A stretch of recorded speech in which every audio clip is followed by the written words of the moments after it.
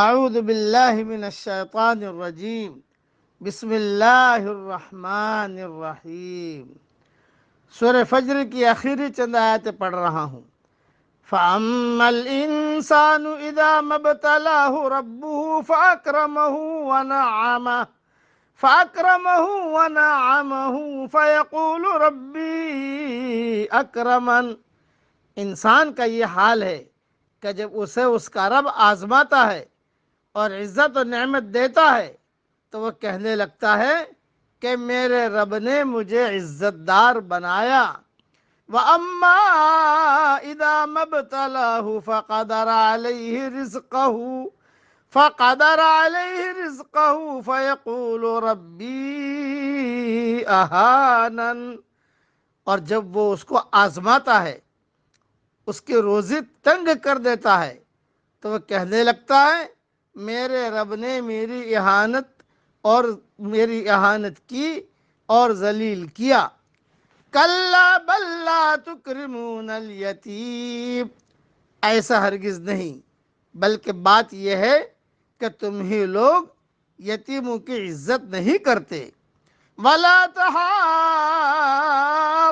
علی طعام المسکین، اور مسکینوں کے کھلانے کی ایک دوسرے کو ترغیب نہیں دیتے۔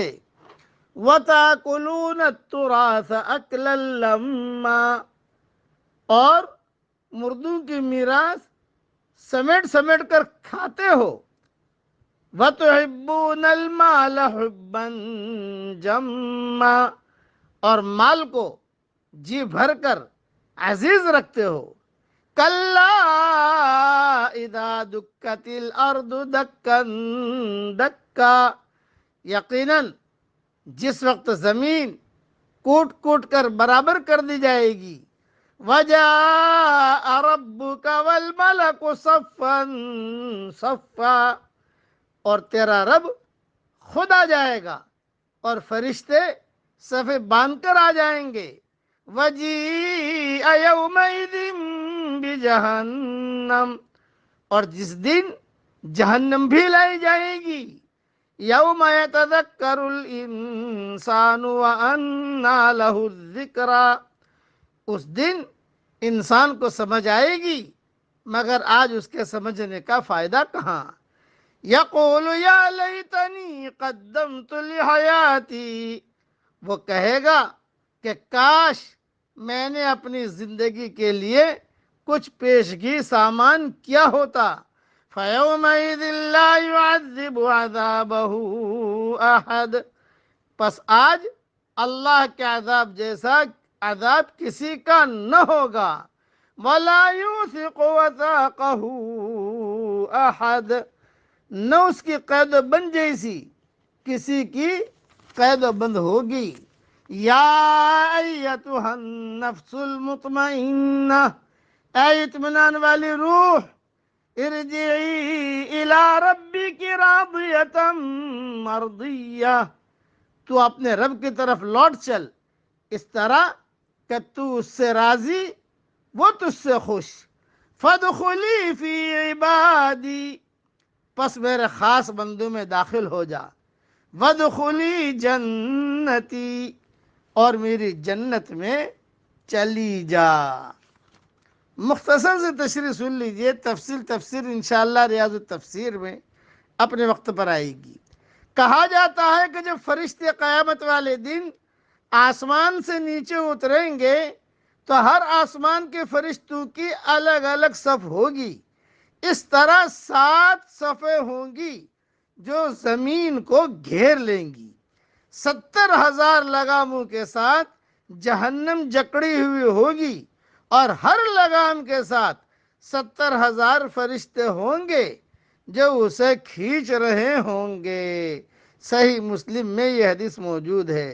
اور یہ جہنم عرش کے بائیں جانب کھڑا کر دیا جائے گا، پس اسے دیکھ کر تمام مقرب اور انبیاء علیہم السلام گھٹنوں کے بل گر پڑیں گے اور یا رب نفسی نفسی پکاریں گے۔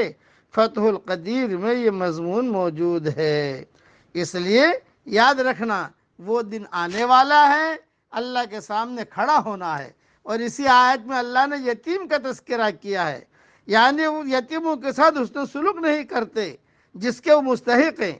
حضرت محمد صلی اللہ علیہ وسلم کا فرمان ہے، وہ گھر سب سے بہتر ہے جس میں یتیم کے ساتھ اچھا برتاؤ کیا جائے، اور وہ گھر بدترین ہے جس میں اس کے ساتھ بدسلوکی کی جائے۔